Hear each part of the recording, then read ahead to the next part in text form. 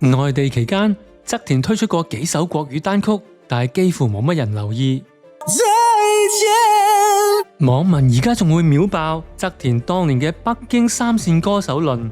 咁你或者會問，到底側田係咪真係喺北京過到理想嘅生活？我上去北京度住嗰時，好少北面嘅 job，因為我係廣東歌手，所以做嘅 job 冚唪唥係喺廣東省以下。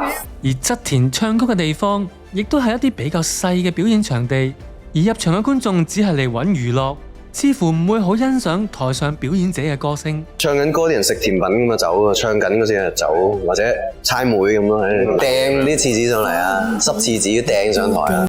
喺呢一刻，側田冇懷疑人生，佢將挫折視為磨練，盡量每一刻都享受台上嘅演出。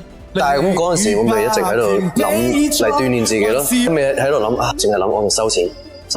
會想像我去到邊我都喺紅館，每次 performance 都要係100分。